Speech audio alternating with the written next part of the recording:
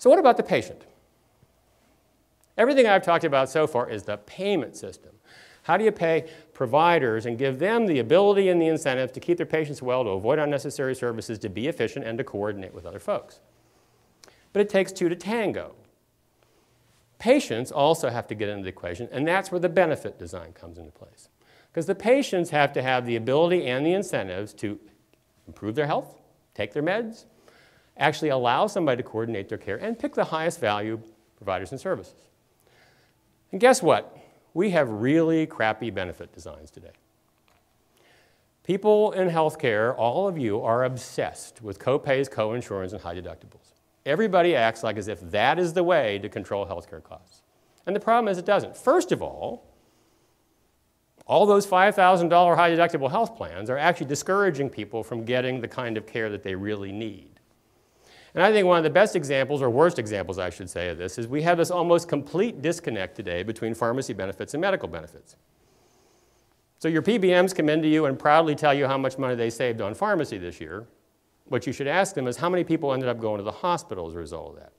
Because if you're those primary care physicians who are trying to manage the chronic disease patients, how do they do that? They get them to take their chronic disease maintenance medications.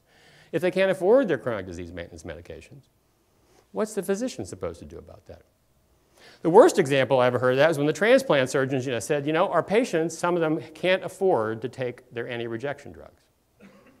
We paid for the transplant, but then we won't pay for the drugs that actually make that transplant worthwhile. The other problem is that co-pays, co-insurance, and high deductibles actually give the patients virtually no incentive to actually pick the best care and the expensive stuff.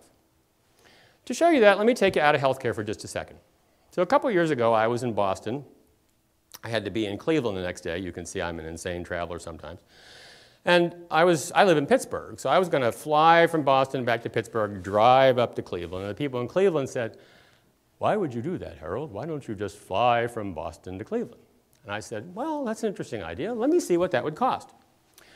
So I looked up the options. So my first option was I could take US Airways through Philadelphia. Anybody here flown through Philadelphia? You have to take a bus between planes in Philadelphia. It's not exactly a pleasant experience. So I could do that for $622, or I could go nonstop on United for $1,100, or I could go nonstop first class on United for $1,355. Now, what if I were being reimbursed for my travel the way we pay in healthcare? So Harold, $100 copayment. Which way are you going to go to Cleveland?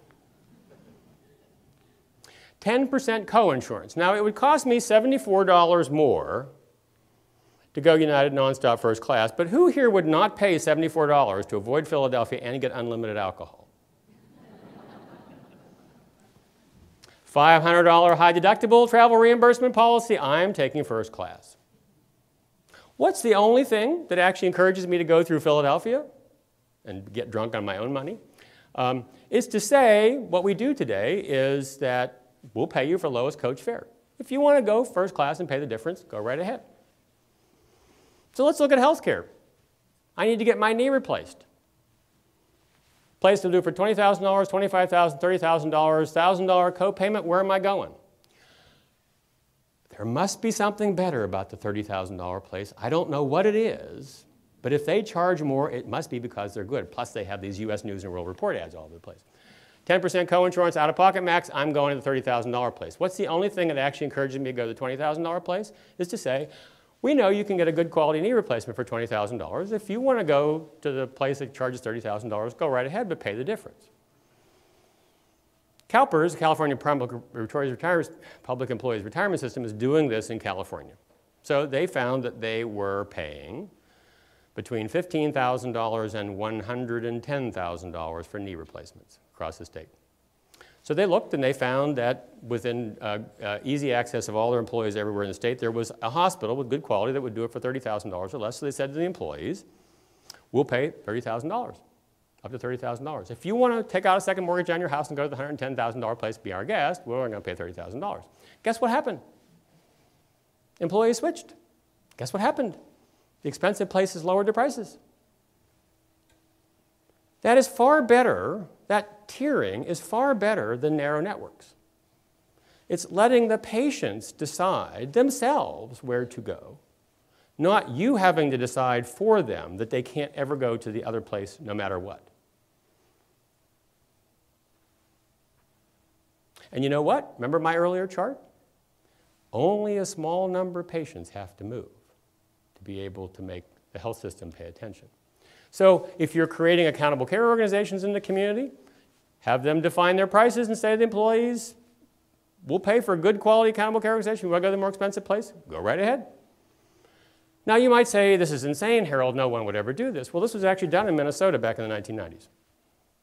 The employers in Minnesota got fed up with health plans. And they say, we're going to go directly and talk to the doctors and hospitals, and we're going to ask them to come to us and give us a bid on what it would cost to manage all the costs of care for a group of patients. Risk-adjusted payment, so the employer was still keeping the fundamental insurance risk as to whether employees were sick or not, but then they asked the providers to take over responsibility for that. And then they laid that out for the employees. They said, here's your choices. Here's all the systems in the community. Here's what they cost. If you want to go to the more expensive places, you'll pay more, up to you. Guess what happened? Employees switched. Not many of them, but enough to actually make people pay attention. And guess what happened? The expensive systems lowered their prices because they couldn't afford to lose that many patients. So it works.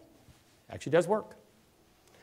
And the third thing that's wrong with the current benefit designs is we don't ask the patients to tell us who their doctor is. Just say to them, who is your primary care physician, so that we can tell them now you're accountable. If the patient wants to switch, let them, but have them say, who's your cardiologist, who is your PCP. Very simple thing to do.